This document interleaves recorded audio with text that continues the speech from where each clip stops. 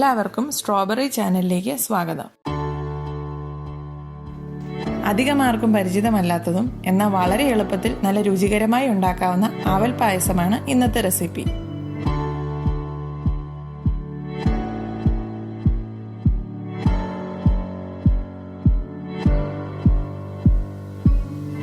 അതിനായി ഒരു പാൻ ചൂടാകാൻ വെച്ചിട്ടുണ്ട്. അതോടൊപ്പം തന്നെ പാല് തിളപ്പിക്കാൻ വെക്കുകയാണ്. 3 കപ്പ് പാലിൽ 1 കപ്പ് വെള്ളം ചേർത്താണ് ഞാൻ എടുത്തിരിക്കുന്നത്. ഇപ്പം ഈ അളവിൽ നിന്നും 1 കപ്പ് പാല് കുറച്ചിട്ട് പകരം കണ്ടൻസ്ഡ് മിൽക്ക് യൂസ് ചെയ്യുവാണെങ്കിൽ പായസത്തിന് ടേസ്റ്റ് ഒന്നുകൂടെ കൂടും. പാൻ ചൂടായിട്ടുണ്ട്. അതിലേക്ക് 1 ടേബിൾ സ്പൂൺ നെയ്യാണ് ഒഴിക്കുന്നത്. ഇതിൽ നമുക്ക് എടുത്തു വെച്ചിരിക്കുന്നതിൽ നിന്നും പകുതി കാഷ്യൂസ്, ഒരു 8 എണ്ണം ഇതിലേക്ക് ഇട്ട് കൊടുക്കാം. ബാക്കി കാഷ്യൂസ് നമ്മൾ വറക്കുന്നില്ല, അത് നമ്മൾ കാഷ്യൂ നട്ട് പേസ്റ്റ് ഉണ്ടാക്കാൻ വേണ്ടി മാറ്റി വെച്ചിരിക്കുകയാണ്. ഇതൊരു ലൈറ്റ് ഗോൾഡൻ കളർ ആകുമ്പോഴത്തേക്കും നമുക്ക് എടുക്കാം.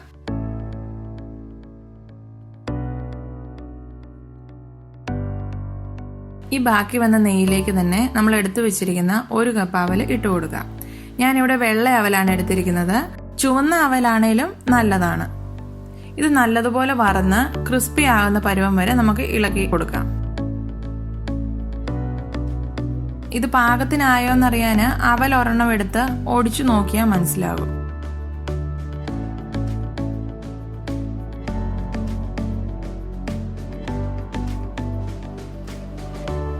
പാല് ചൂടായി വന്നിട്ടുണ്ട്. അതിലേക്ക് എടുത്തു വെച്ചിരിക്കുന്ന 1/2 കപ്പ് പഞ്ചസാര ഇട്ട് കൊടുക്കുക. പായസത്തിന് ഒത്തിരി മധുരം വേണ്ടാന്നുണ്ടെങ്കിൽ നിങ്ങൾ 1/2 കപ്പ് പഞ്ചസാര ഒറ്റയടിക്ക് ഇടണ്ട.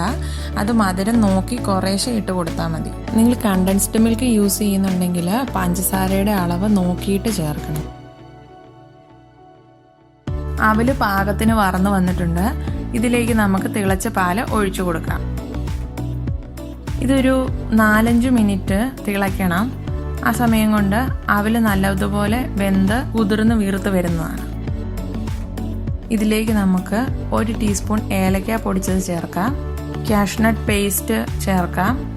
കാഷ്യൂ നട്ട് പേസ്റ്റ് ഉണ്ടാക്കുന്നതിനായി 8 കാഷ്യൂ നട്ട് നല്ലതുപോലെ അരച്ച് വെള്ളമോ പാലോ ചേർത്ത് മിക്സ് ചെയ്ത് എടുക്കാവുന്നതാണ്.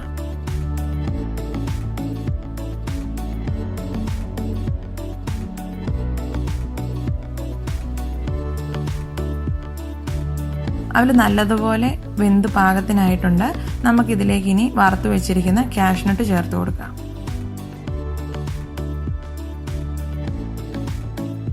അവൽ പായസം റെഡിയായി കഴിഞ്ഞു. ഇത്ര എളുപ്പത്തിൽ വളരെ പെട്ടെന്ന് ഉണ്ടാക്കാവുന്ന ഈ രുചികരമായ പായസം എല്ലാവർക്കും ഇഷ്ടപ്പെടും. ഈ ഓണത്തിന് നിങ്ങൾ എല്ലാവരും ഇതൊന്ന് ട്രൈ ചെയ്യണം കേട്ടോ.